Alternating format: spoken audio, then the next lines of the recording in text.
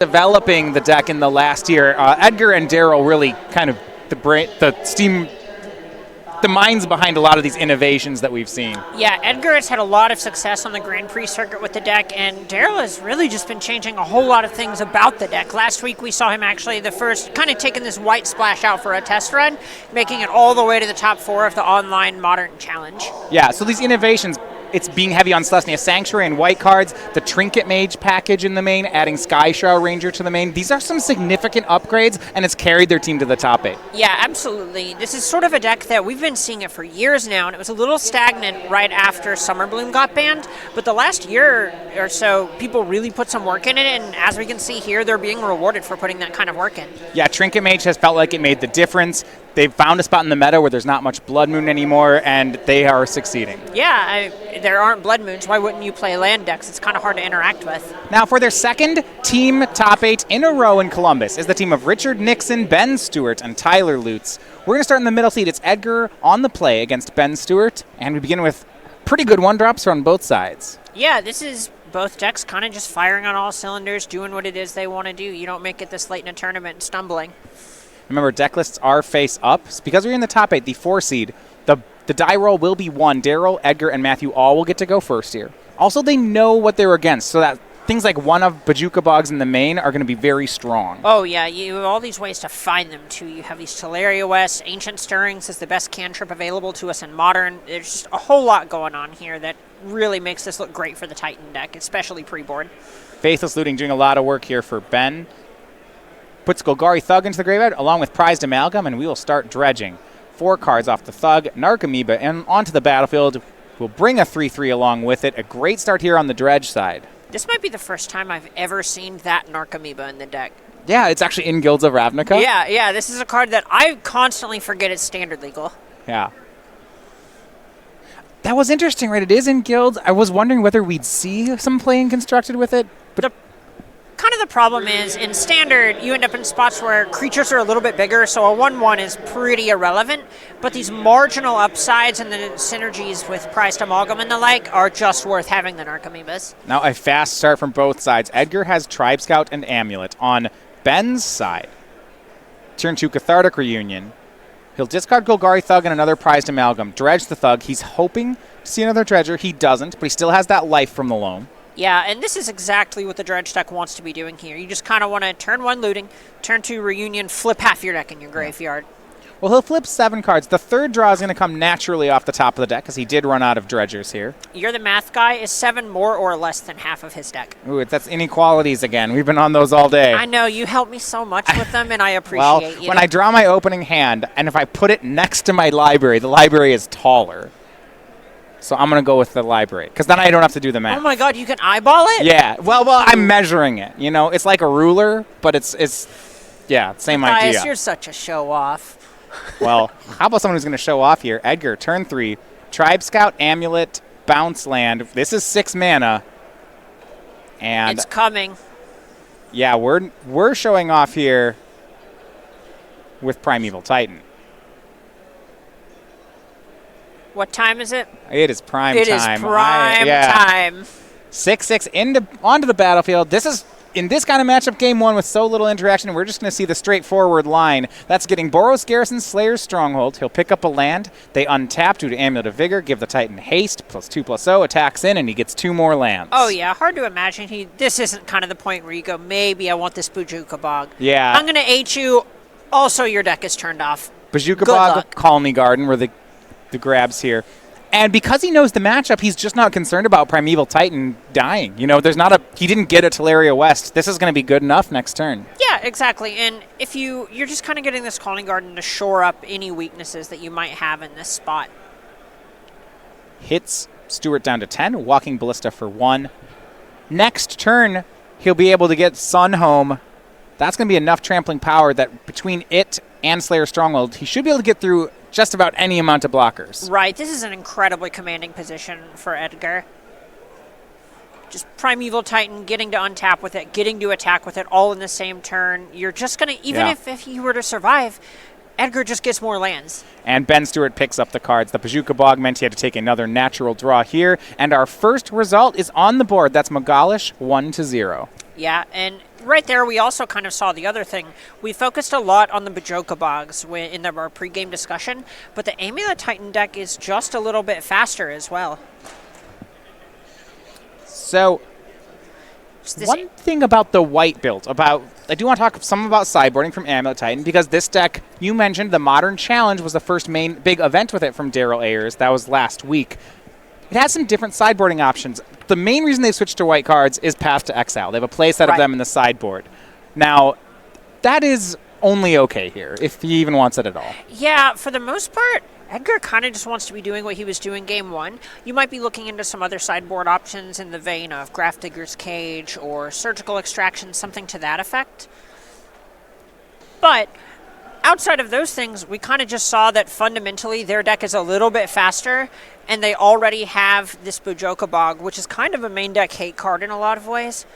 So, honestly, why would you spend that many so many of your sideboard slots when you already feel pretty good about the matchup? All right. Yeah, these are both proactive decks. Out of the board, they have a couple ways to interact. So the Amulet deck, the concession to this matchup is their one copy of Termod's Crypt. It's a 0, so you can transmute for it. It's an artifact, so you can Stirrings for it. By adding 1, they get access to it in a lot of their games. Yeah, don't forget, Trinket Mage finds it.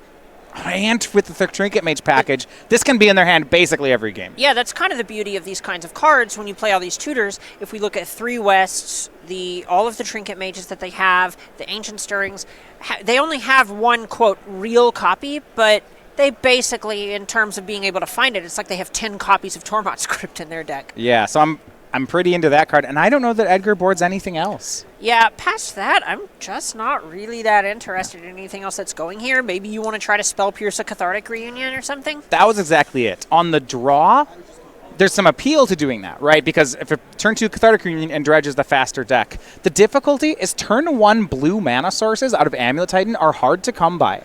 Yeah, you're basically looking at Gemstone Mine. And that's it. Yep. Oh yeah, there's a little bit of silence there after I said Gemstone Mine, because that is it. Right. What are you going to do, cavern out a Spell Pierce? Not exactly. On the play, you get things like Teleria Wests to make this a much more reasonable thing. Yeah, otherwise you kind of just have to accept that Cathartic Reunion is going to be happening, and your plan shouldn't be, how do I stop Cathartic Reunion? It's how do I win in spite of Cathartic Reunion? And that's where we're going to be looking at Tormod's Crypt and Bajoka Bog to kind of clean up there. Taking a look at Ben's sideboard, he has Assassin's Trophies, Nature's Claims, 2 Thoughtseize, Lightning Axe, Ancient Grudge, Leyline of the Void. Again, these are reactive cards that may or may not play in a game. Yeah, we're really not excited about most of these options. If you have a read on any of the hard graveyard removal, your Leylines or Rest in Pieces with the Selesnya Sanctuary, maybe you're thinking that that's kind of what's going on here. You might be interested in Nature's Claim. Thoughtseize and Assassin's Trophy are kind of the biggest things that you're going to be looking at because they can break up some synergies, and Assassin's Trophy is actually kind of fine, even just tagging a land to make it worth 1 less mana on the following turn. And then Thoughtseize can take the payoff card. So Thoughtseize seems fine. Assassin's Trophy is an interesting one. Normally I don't like spot removal against Amulet, but it can hit bounce lands, which isn't nothing. Exactly, and especially when you see Edgar with a card like Azusa, you have this trick where sometimes you just play the same bounce land 3 times in 1 turn. Right. That's not going to be possible. Either you can tag the Azusa, you can tag the bounce land. You have some play here, and you can even just tag an Amulet of Vigor.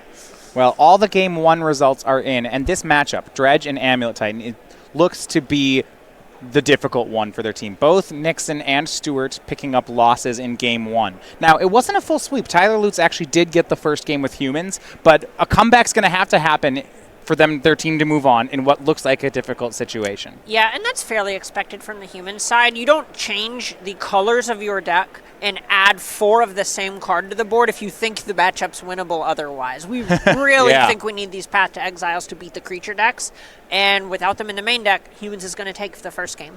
Yeah. So I actually want to talk about this change from a Gruul Turf deck to a Selesnya Sanctuary deck. So when we looked at the red builds, ones that we saw a month ago even, they were on removal out of the sideboard, but it was much more cards like Abrade. They're pretty heavy on that. Now, moving from Abrade to Path to Exile goes from 2 to 1, but also gives something different here.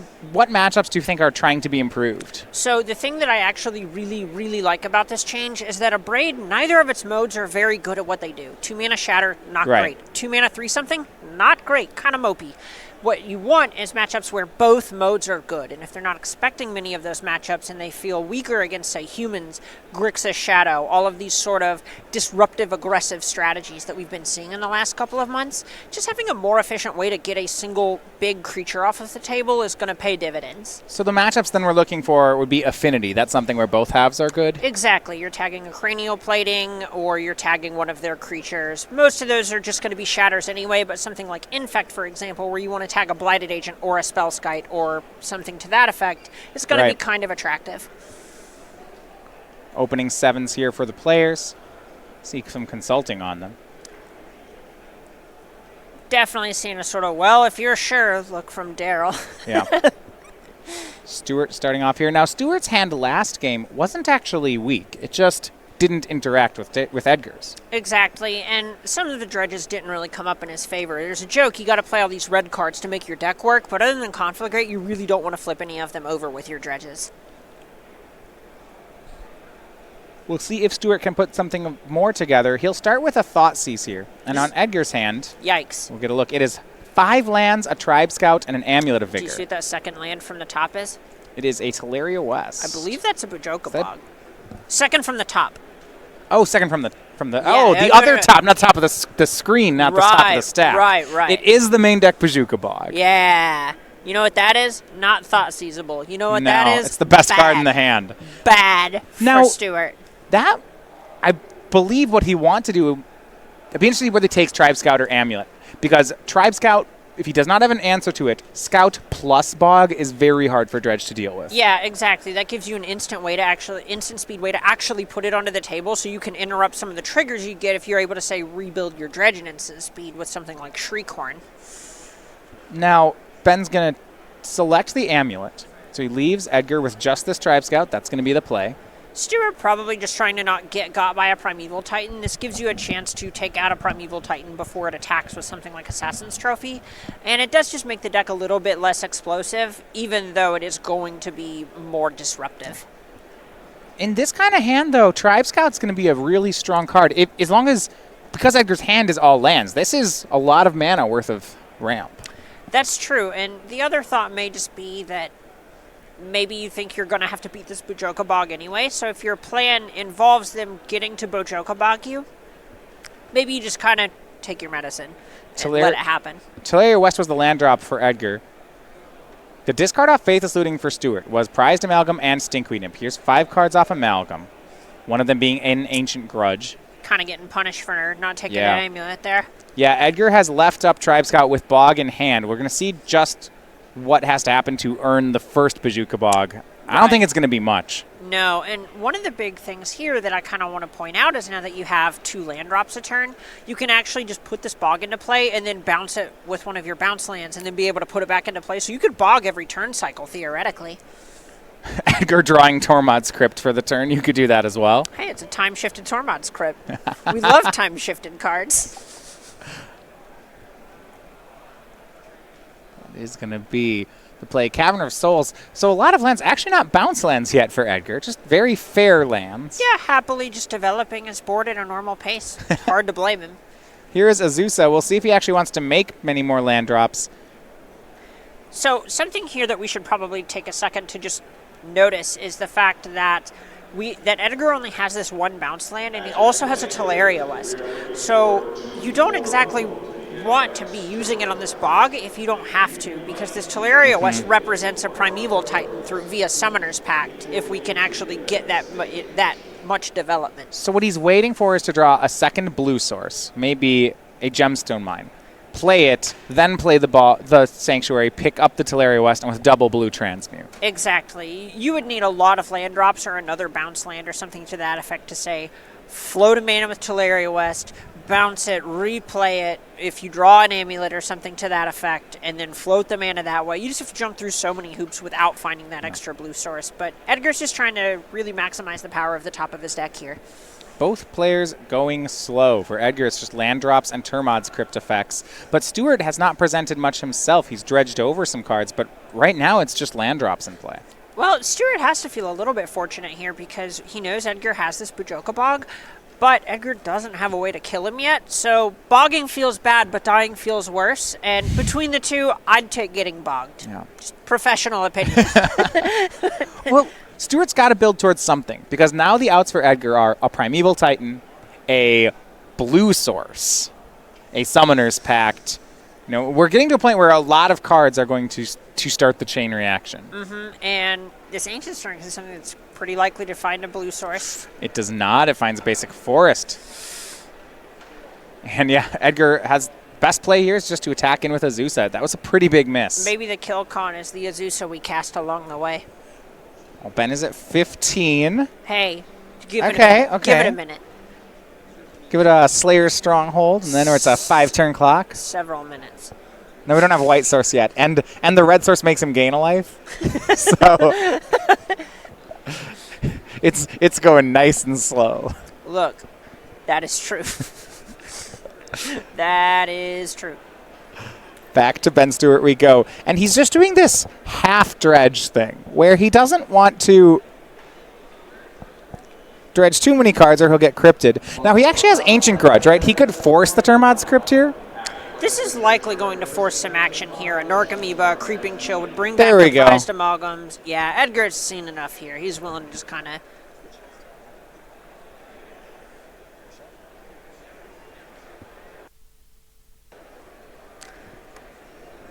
So this Creeping Chill... Depending on how this ruling ends up breaking... Yeah, Creeping Chill is an interesting one here, as the bog happened with all this on the stack. And, yeah, and for it to happen, the card actually has to exile itself. So Edgar recognized that window, and because of that, there's not going to be a drain for 3 here. Right, that intervening if clause is going to kind of turn it off, because it doesn't see it there at the resolution. And, Summoner's Pact was the pickup for Edgar. And what time is it? It was only a matter of time, and this is going to be prime time. You think this is going to get to pick up that Teleria West? I don't think so, because it has to have the 6th mana, so the only way to get it is to make 5, pick up a basic, replay the basic as land 6, but that's exactly what Edgar's going to do. Yeah, exactly. Exactly. And there's so many lands he wants to pick up here that the Titan actually just gets 2 bounce lands so that he can pick up all of these. Oh, yeah. You just pick up a couple freebies, replay your land, kind of go about your business. He still has this bog up. Right. He has the bog up with the Tribe Scout, and you see how Edgar's prioritizing that? He didn't give the Titan haste. He didn't get red-white lands. He actually just got 2 lands, attacked for 1, and figures that Tribe Scout plus bog is the safest thing he can do. Yeah, it's not like Dilks is making any... Or, excuse me, Stewart is making any kind of headway here. And also, that Teleria West he picked up, he specifically got 2 Simic Growth Chambers as his bounce lands. Yep. So that if this happens, like an Assassin's Trophy, he can just go get another Titan and start again. Yep, so he's going to have to pay for this pact. Right. But it's not like Stewart can really do a whole lot under this bog. Yeah, there's not enough mana to make the Titan next turn, right? 4 for the Pact, 3 for the Transmute, 6 for the Titan. Oh, you know, that's too... we don't even have enough fingers to count that one. If we draw a bounce land with Azusa, we probably could do it. I believe we could do it if we draw exactly a bounce land or an amulet. Well, an amulet, everything's possible. Who knows? Who really knows? 1 bounce land and then makes approximately 100 mana on this board. Give or take. Yeah. Give or take. Transmute floating 1 for Summoner's Pact. So here's 4 mana. So a line I possibly would have liked to see last turn is rather than bouncing the forest, bouncing one of the Simic Growth Chambers with itself. That way, assuming the Azusa lives, you just get 6 mana that way.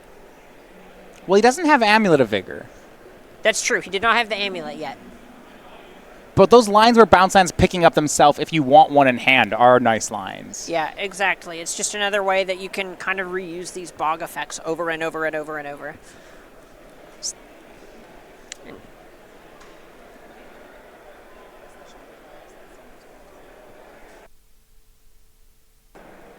Has found the Amulet of Vigor, and Ben Stewart's side just passes. This is Summoner's Pact for Titan again, and this time I don't think Edgar's going to shore it up. He's going to go for a kill because of Amulet. Yeah, now that you actually just have the way to haste this prime time up, you just kind of button it up, right? You got your friends kind of waiting on you in the wings. Well, he could, he's in a commanding enough spot, and they like to play things pretty safe. 2 lightning axes is a thing. You could just go get another Telerio West. Stewart even have 4 cards in hand?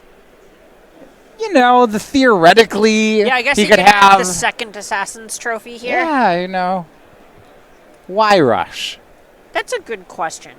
Why spend 20 minutes winning the match when you could win a match for half an hour? That's just that's happiness equity. I find that is. that games that I'm winning are very enjoyable, and for that reason, sometimes I don't like them to end. I get so stressed whenever I'm winning a game.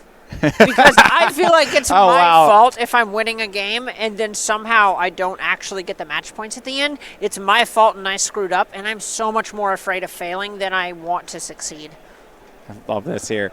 Gets Boros Garrison, but does not get Slayer's Stronghold with it. Gets a Telerio West, which he will transmute. I would love it if he just transmuted for the Slayer's Stronghold here. Oh.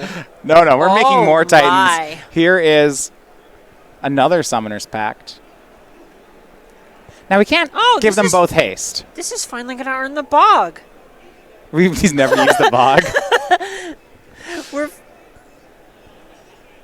Nope. No. Okay. Zeus is attacking. We don't... Look, this is a very enjoyable game. There's no reason to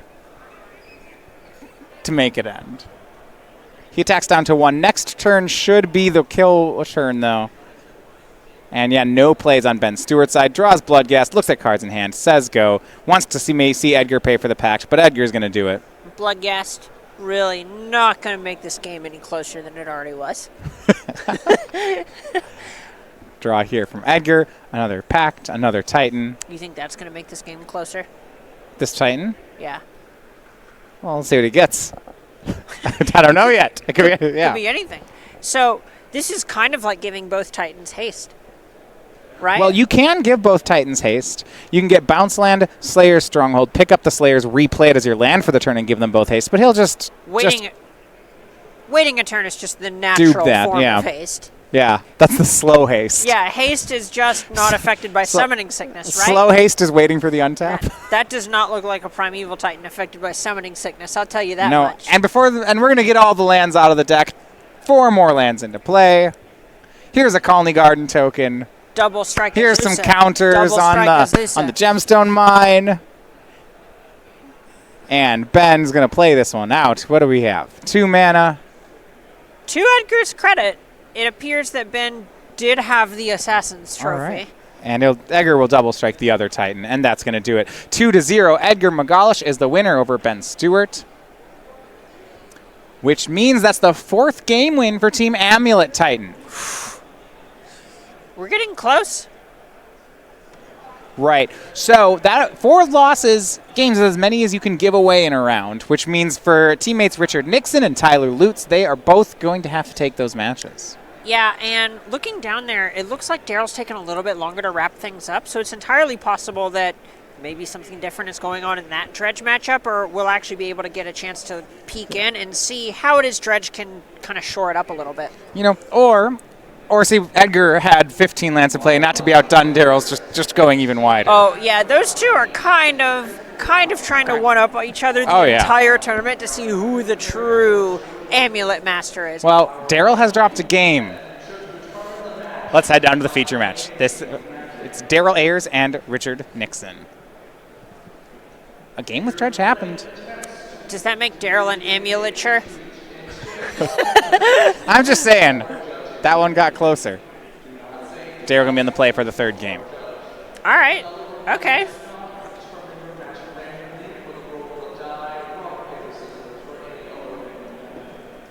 Their team, Amulet Titan, needs one of these 2 game 3s. See, we are glancing over teammate Matthew Dilks. He's playing against Tyler Lutes in a deciding game. See a lot of dice over on Dilks' side. Could be gemstone mines. Could be anything. Could be a boat. Could be engineered explosives. Ooh. That's a good one. That card is nice against cards that put a lot of cards into play. Or decks that put a lot of cards into play.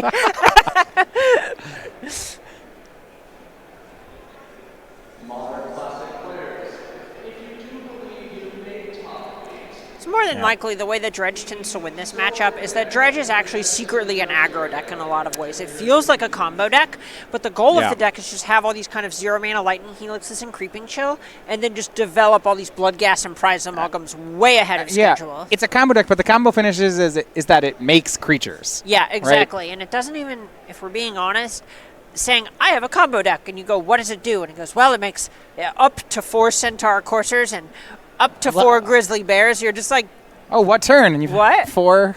Yeah, yeah. But there are a lot of draws where if you don't have the bog, kind of like Edgar did there, maybe you have some rough mulligans or a slow start, it's pretty easy to just put 10 power into play and have them dead in 2. See Edgar looking in on the match with Matthew Dilks. That is our time-shifted match, so we will get a chance to see that one as well. In the meantime, we'll go up to the top table where Daryl Ayers tries to take Game 3. Starting with Tribe Scout. It's not into great effect here. Edgar had that one in our last game with the natural Bazooka Bog, which he never put into play. Nope, no, you just gotta flex on him sometimes. It's all about Still had all these. It's all about the dinner stories. That is interesting, right? Edgar's opening hand was Amulet, Tribe Scout, 5 lands. One of cards got Thought Seized. And then he won. Decidedly demolished his opponent without ever playing a Bajoka Bog. Big Faithless Looting, though, by Nixon.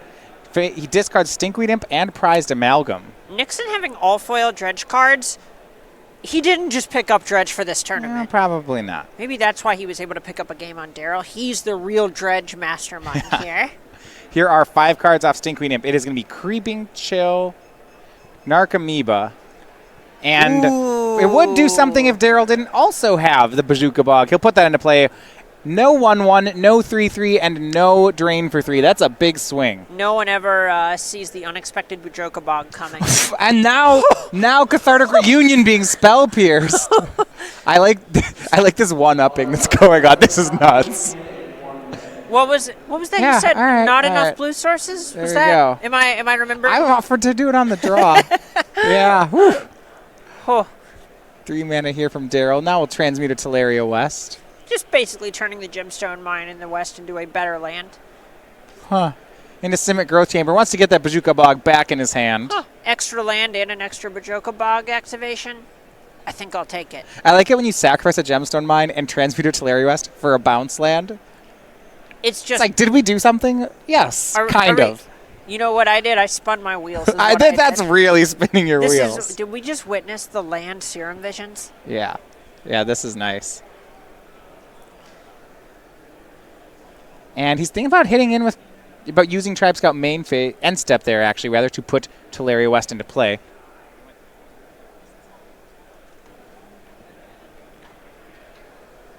Nixon a little bit afraid to kind of just develop into this Bajoka Bog that he knows about now. I love it when the one-ofs and you just have them in your opener. Yeah, it's pretty rough where if you just play scared like this the whole time, Ayers just doesn't have a reason to do the Bog. We saw it with Edgar a moment ago where Edgar just had that the whole game. Sometimes, right, and there are these one-ofs that are just high impact. Bazooka Bog, Kabira Crossroads, Cavern of Souls can do a similar thing in matchups. Yeah, exactly. You just kind of hide it, and the other player has to play scared of it the whole time, but realistically, you just kind of have to hope the Amulet Titan deck bricks.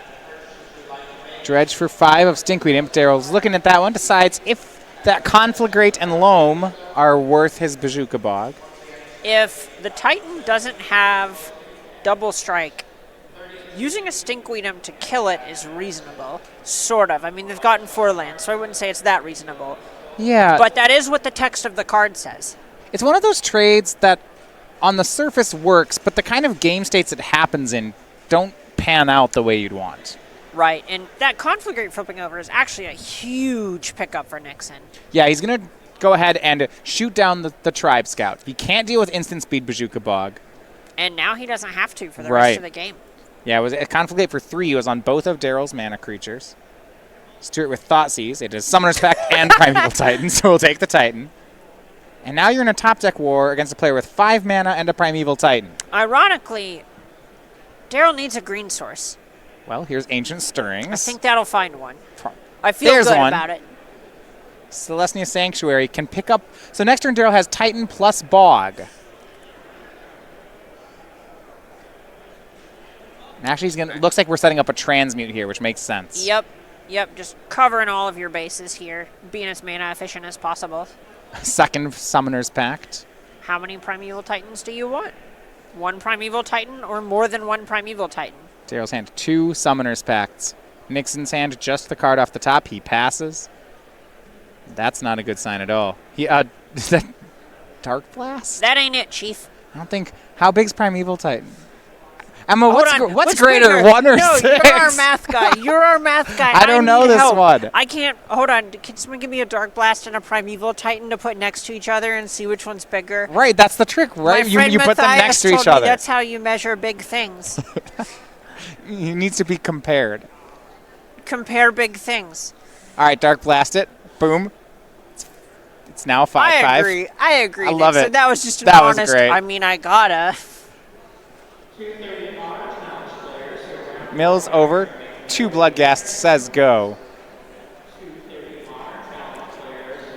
The out of paying for the pact feels like what we're on here, but Daryl's going to remember it. Listen, you got to play to your outs in these situations where they're playing for literally thousands of dollars. I'm going to make them go through the motions.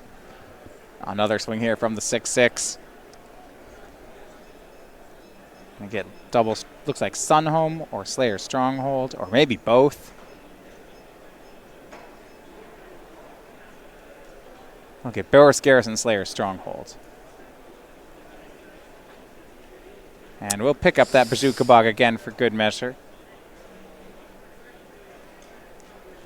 And that looks like it's going to be the match. Daryl Ayers, a winner 2-1 over Richard Nixon. They are moving on to the semifinals, the Triple Amulet Titan team. Yeah, fairly unsurprising stuff, for being 100% honest. We talked about the importance of that Bajoka Bog, the importance of that Tormod's Crypt, and the fact that they had so many ways of finding both of them at any point in the match.